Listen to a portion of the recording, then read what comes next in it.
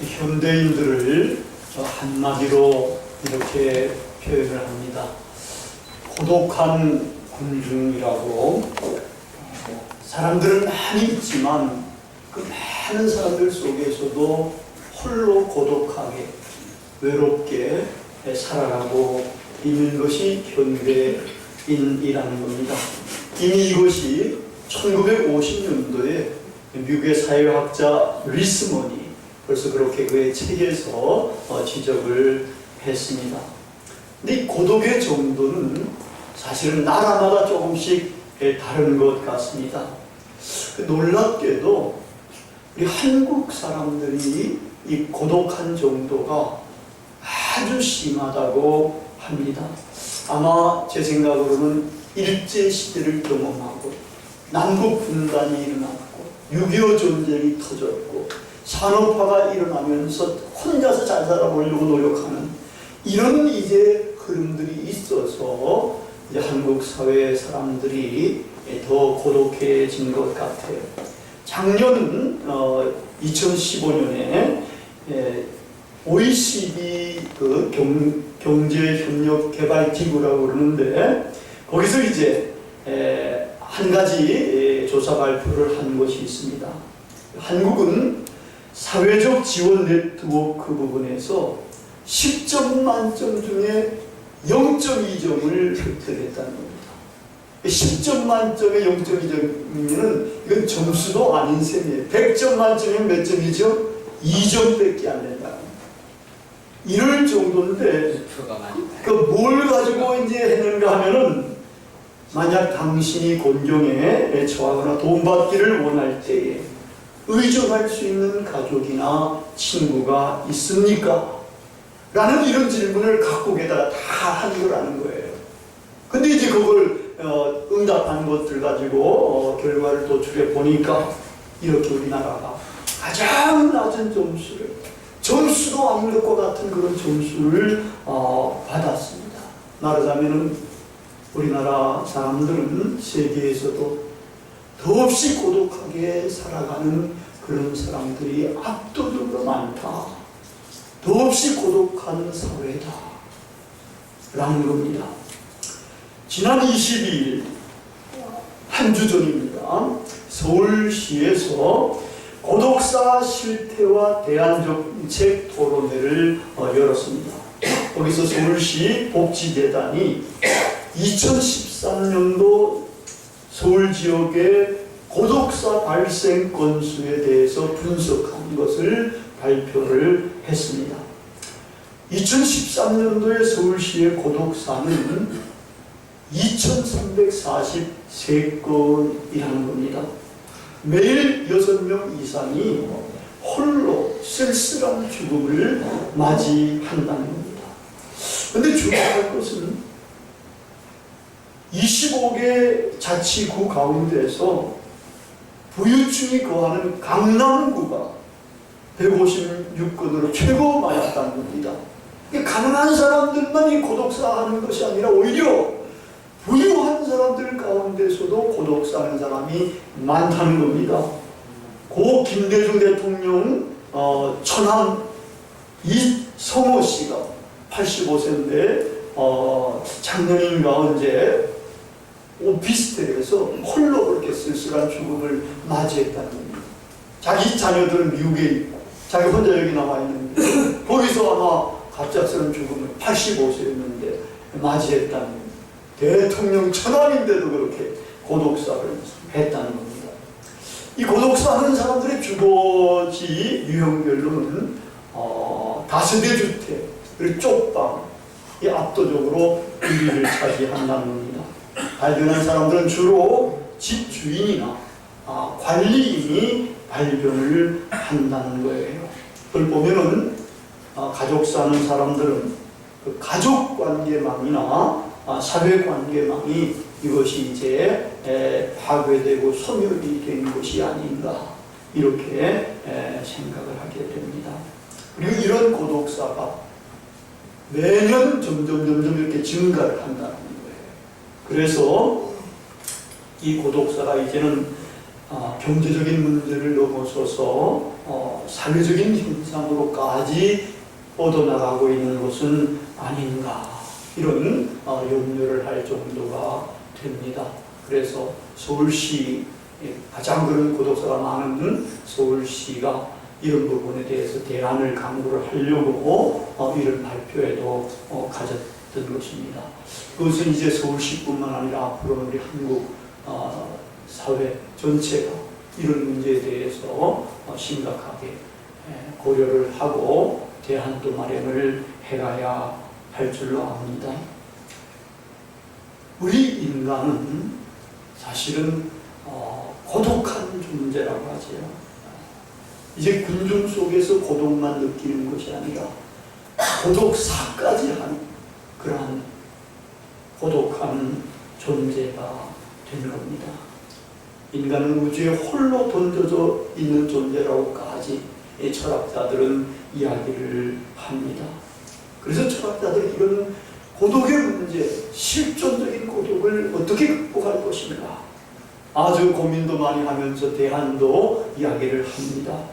그러면서 이제는 혼자라는 사실을 명심하고 홀로 살아갈 수 있는 방법을 스스로 강구를 해야 되는 거다. 말하자면 혼자인 것을 받아들이고 홀로 있을 때 외로움만을 극도로 느끼는 것이 아니라 그 외롭다는 건 누구나 다 외로우니까 그런 시간을 범민이나 외로움에 떨지 말고 그런 시간을 명상도 하고 묵상도 하고 해서 자기 자아를 발견해 가면은 이런 문제를 극복할 수 있을 것이다. 이런 식으로 이제 대체로 이야기를 합니다만은 그런 문제는 철학자들이 이야기하는 방법으로만은 완전하게 해결을 하기가 어렵고 또 그렇게 이제 해결을 하는 사람들은 사실은 정말 극소수에 불과할 따름입니다. 근데 우리 기독교는 사실은 이 고독의 문제, 이 문제를 아예 기독교 초창기부터 해결을 한 것입니다. 해결을 하고 것이 점점 확산이 돼 가는데 이것이 그냥 공개적으로 이야기가 잘 안 되는 이런 부분들이 있어가지고 기독교인들 가운데서도 많은 사람들이 외롭게 살아가는 분들도 있습니다. 오늘 본문 말씀에 이 사실이 아주 극명하게 잘 나타납니다. 오늘 말씀은 예수님의 고별 설교에 해당합니다. 예수님께서 이 세상에서 복음을 전하시다가 유대인들, 지도자들 이런 쪽으로부터 박해도 받으시고 핍박도 받으시고 이러시다가 이제 당신 자신이 이제 죽으실 것을 내다보시면서 이제 제자들에게 이야기하는 마지막 고별 설교입니다. 이 고별 설교라는 것은 마지막 말씀, 유언처럼 굉장히 중요한 것입니다. 남아있을 사람들에게 그들이 가지고 있어야 할 가치 중에 가장 중요한 가치를 이 고별 설교에서 이야기를 하는 셈입니다. 여러분, 예수님을 따라다녔던 제자들은 어땠을 것 같습니까? 마찬가지로 떠돌이 생활을 하고 있는 거 아니겠습니까? 예수님과 더불어서 이 도시에 가서 복음을 전하고 저 도시에 가서 복음을 전하고 이러면서 이제 생활을 해가는데 모두가 다 환영하는 건 아니죠. 서민들이나 보통 사람들은 환영하고 받아들이는 사람들도 많지만 지도자급들은 전부 다 반대를 하는 거죠. 그래가지고 결국은 이제 예수님이 십자가에 달려 죽으실 것까지도 예견을 하실 정도가 됩니다. 만약에 제자들은 예수님을 메시아로 알고 이 세상의 왕으로 등극할 사람으로 알고 거기를 따라다녔던 사람들인데 예수님이 이렇게 처형을 당하고 죽게 되면은 어떻게 될 것 같아요? 완전히 대장이 그냥 날아가 버린 병졸들, 오합지졸들이 될 수가 있는 것이고 부모님이 다 돌아가신 고아처럼 딸랑 떨어져 있는 정말 낙동강 오리 알처럼 이런 식이 될 수도 있는 사람들이거든요. 그러니까 스승과 메시아가 될 사람, 능력 있는 사람이 그래도 한 분 있으니까 자기들이 불안을 안 느끼면서 그래도 따라다니면서 이렇게 할 수 있었는데 그 양반이 죽어버리면 어떻게 될 거냐 말이야. 불안에 떨면서 여러 가지 어려움과 고독 속에서 살아갈 수가 밖에 없을 텐데 예수님은 그러한 정황을 내다보시면서 내가 너희를 고아처럼 내버려두지 않겠다. 다시 올 것이다. 내가 떠나는 것이 너희들에게 유익하다. 내가 가면은 성령을 너희들에게 보내줄 것이다. 세상 사람들은 성령을 알지도 보지도 못하지만 너희들은 알게 될 것이다. 그 성령으로 예수님은 제자들에게 다시 오시겠다. 그 사실은 이제 제자들이 예수님이 돌아가실 때는 전부 다 벌벌 떨고 그랬지 않습니까? 그런데 며칠 후에 예수님이 다시 부활하셔가지고 그들에게 나타나시고 성령을 부어주시니까 이 양반들이 이제는 용기백배 해가지고 정말 성령의 능력을 힘입어가지고 땅끝까지 복음을 전하는 담대한 주님의 사람들, 사도들이 됐던 겁니다. 주님께서는 성령으로 제자들에게 임재하실 거라는 겁니다. 사람들은 모른다라는 겁니다. 그러나 너희들은 알게 될 거라는 겁니다. 하나님, 예수님이 하나님 안에 있는 것처럼 너희들도 내 안에 있고 나도 너희들 안에 있게 될 거다. 너희들은 이것을 알게 되는 거다. 성령을 받으면 예수님이 이제 우리 안에 거하시는 것을, 성령이 우리 안에 거하시는 것을 우리도 알게 될 겁니다. 우리도 주님 안에 거할 수가 있게 됩니다. 더 이상 외로운 존재가 아닙니다. 더 이상 고아처럼 세상에 달랑 던져져 있는 그러한 의지할 데 없는 존재들이 아닙니다.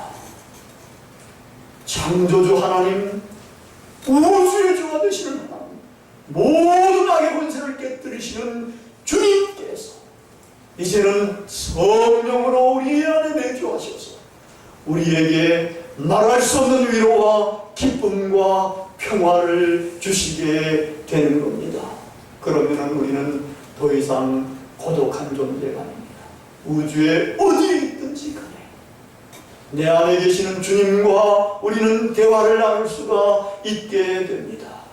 무시로 대화를 나눌 수가 있게 됩니다. 어디서나 대화를 나눌 수가 있게 됩니다. 왕따를 당해도 대화를 나눌 수가 있게 됩니다. 홀로 있어도 대화를 나눌 수가 있게 됩니다. 많은 사람들과 함께 있을 때도 주님과 우리는 대화를 나눌 수가 있게 됩니다. 가장 좋으신 분, 우리를 가장 사랑하시고 우리를 보살피시는 그러한 주님과 우리는 늘 함께 있을 수가 있게 되는 것입니다. 여러분, 그렇기 때문에 우리 기독교인들은, 엄밀한 의미에서 기독자들은 더 이상 외롭다고 울거나 고독에 떨지 않습니다. 우리는 더 이상 고아처럼 내버려져 있지 않기 때문입니다. 여러분들이 아직도 신앙생활을 하시면서도 외롭다고 이야기를 하시는 분들은 기독교의 정수를 아직은 맛보지 못한 거나 마찬가지입니다. 언제나 어디서나 살아계시고 우리의 마음속에 나보다 더 가까이 계시는 주님과 함께 우리는 이 세상을 살아갈 수가 있기 때문입니다. 이 주님은 내 주이십니다. 내 주 하시는 주님은 내 안에 주로 거하시는 분이십니다. 그분이 우리에게 주시는 세상에 빼앗을 수 없는 평화와 기쁨을 우리는 맛볼 수가 있게 됩니다. 평안을 너에게 끼치노니 곧 나의 평안을 너희에게 주노라. 내가 너희에게 주는 것은 세상이 주는 것 같이 아니하니라. 너희는 마음에 근심하지도 말고 두려워하지도 말라. 지금까지 여러분들이 외로움을 많이 느끼실 수도 있었을 것입니다.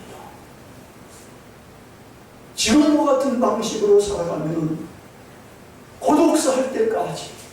우리가 그러한 것을 느끼며 살아갈 수밖에 없습니다. 이제 우리는 우리의 마음을 열고 주님을 구주로 영접하고 내 마음속에 내가 주가 아니라 이제는 주님이 주가 되시는 이러한 신앙을 갖고 생활을 하게 될 때에 여러분 더 이상 홀로가 아니고 여러분은 더 이상 고아처럼 내버려지는 사람들이 아니게 됩니다. 1914년 벌써 100년이 지났습니다. 프랑스의 한 병사였던 헬버트 마로라는 이런 사람이 있는데 이 사람이 그림도 그렸습니다. 그래서 혼자가 아니다 라는 제목으로 그린 그림이 있습니다. 이 그림은 프랑다스 전쟁터에 오는 호숫가에 한 병사가 쓰러져 있는 그림입니다. 그 병사 위에는 아무도 없습니다. 그런데도 제목이 혼자가 아니라는 겁니다. 이상하다 해가지고 그 그림을 자세히 보면은 그 병사 머리 위에 이렇게 손과 같은 그림이 그물리하게 그려져 있다는 겁니다. 이 그림은 이 양반이 그 그림을 그린 이후에 4년 후에 1차 대전 때 죽었는데 바로 그 장소에서 죽었다는 겁니다. 그래가지고 이제 유명해지게 됐는데 내가 이 그림을 아무리 이제 인터넷에 찾아봐도 찾을 수가 없어가지고 여기 보여드리지는 못합니다만은 하여튼간에 거기 죽어가지고 더 이게 알려지게 됐다는 겁니다. 아무도 없는 호숫가에 쓰러져 죽은 병사에게까지 하나님의 손길, 하나님의 사랑이 그와 함께하고 있기 때문에 홀로가 아니다. 놀라운 신앙을 웅변적으로 이야기해주는 그림이었습니다. 여러분, 주님을 믿는 우리는 더 이상 혼자가 아닙니다. 아멘. 고아처럼 세상에 홀로 던져져 있는 사람이 아닙니다. 우주적인 고독을 씹지 않으며 우리는 살 수 있게 된 사람들입니다.